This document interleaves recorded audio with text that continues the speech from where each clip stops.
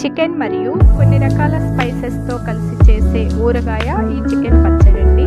వేడివేడి అన్నం అయినా, చపాతీ అయినా, దోశలోకి అయినా కూడా ఈ చికెన్ పచ్చడి చాలా బాగుంటుంది.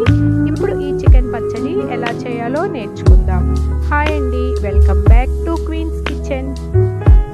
ఇక్కడ నేను చికెన్ పచ్చడి కోసం 300 గ్రాముల బోన్లెస్ చికెన్ని తీసుకొని ఇలా మీడియం సైజ్ ముక్కలుగా కట్ చేసుకొని శుభ్రంగా కడిగి అడుగు మందంగా ఉన్న కడాయిలో వేసుకొని ఇందులో 1 స్పూన్ సాల్ట్, 1/2 స్పూన్ పసుపు, 1 స్పూన్ ఆయిల్ కూడా వేసుకొని ఇవన్నీ కూడా చికెన్ ముక్కలకు పట్టేలా ఇలా చేతితో బాగా కలపాలి. ఇప్పుడు స్టవ్ ఆన్ చేసి మూత పెట్టి ఫ్లేమ్ని మీడియంలో ఉంచుకొని ఉడికించుకోవాలి. ఈ చికెన్ ముక్కలు ఉడికేలోగా మరొక ప్యాన్ని స్టవ్ మీద పెట్టుకొని స్టవ్ ఆన్ చేసి ఇందులో 3 యాలకులు, 3 లవంగాయలు, చిన్న దాల్చిన చెక్క ముక్కలు 2 వేసుకొని వేగనివ్వాలి. 2 to 3 మినిట్స్ వేగాక ఇందులో 1 స్పూన్ ధనియాలు వేసి మంచి స్మెల్ వచ్చే వరకు వేయించాలి. నెక్స్ట్ ఇందులో 1/2 స్పూన్ మెంతులు, 1/2 స్పూన్ జీలకర్ర కూడా వేసి వేయించాలి. అలానే 1/2 స్పూన్ ఆవాలు కూడా వేసి మంచిగా వేగిన స్మెల్ వస్తున్నప్పుడు స్టవ్ ఆఫ్ చేసి ఇవన్నీ కూడా బాగా చల్లారనివ్వాలి. ఇప్పుడు ఉడికిస్తున్న చికెన్ ముక్కలు ఎలా ఉన్నాయో అని మూత తీసి చూసినట్లయితే చికెన్ ముక్కలు ఉడుకుతున్నాయి. చికెన్లో ఉన్న వాటర్ అంతా కూడా ఇలా బయటికి రావటం వల్ల ముక్కలు బాగా ఉడికిపోతున్నాయి. ఇందులో వాటర్ వేసి ఉడికించాల్సిన అవసరం లేదండి. ఆయిల్ కూడా వేసాం కాబట్టి ముక్కలు కూడా కడాయికి అంటుకోకుండా ఉడుకుతాయి.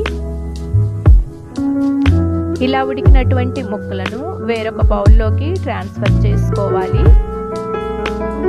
చూడండి, ముక్క బాగా ఉడికింది. ఇప్పుడు అదే కడాయిని స్టవ్ మీద పెట్టుకొని స్టవ్ ఆన్ చేసి 125 మిల్లీలీటర్ల ఆయిల్ని తీసుకొని ఈ ఆయిల్ని కడాయిలో వేసుకున్నాను. ఈ ఆయిల్ బాగా వేగాక ఇందులో ముందుగా ఉడికించుకున్న చికెన్ని వేసుకొని వేయించాలి. ఫ్లేమ్ని మీడియంలో ఉంచుకొని స్లోగా వేయిస్తూ ఉండాలండి. ఇలా కొంచెం కలర్ మారాక లో ఫ్లేమ్లో ఉంచుకొని బాగా వేగనివ్వాలి.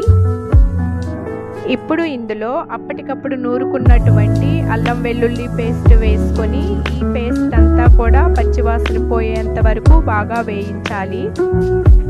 ఈ ఫ్రెష్ అల్లం వెల్లుల్లి పేస్ట్ వలన టేస్ట్ చాలా ఎన్హాన్స్ అవుతుందండి. చూడండి, ముక్కలు బాగా వేగాయి. ముక్కలు మరీ గట్టిగా వేగకూడదు.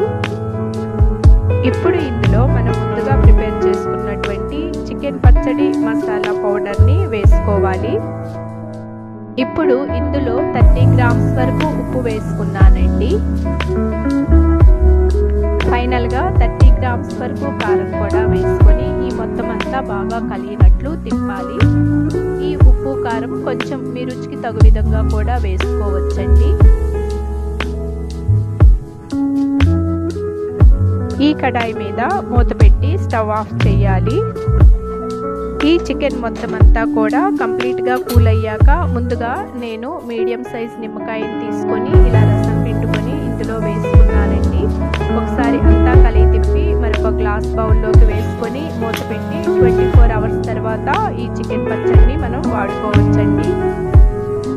ఇలా తయారైనటువంటి ఈ చికెన్ పచ్చడి 1 మంత్లో తినేస్తే బాగుంటుందండి. ఆ తర్వాత అయినా తినొచ్చు, కానీ హెల్త్ వైజ్ నాట్ గుడ్ అండి.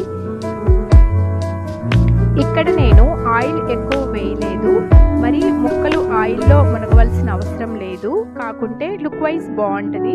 ముక్కలు వేగటానికి సరిపడా ఆయిల్ వేసిన టేస్ట్ అయితే చాలా బాగుంటుందండి. ఈ చికెన్ పచ్చడి మీరు కూడా ఒకసారి ఇలా డిఫరెంట్గా ట్రై చేసి మీకు నచ్చినట్లయితే లైక్, షేర్ అండ్ సబ్స్క్రైబ్.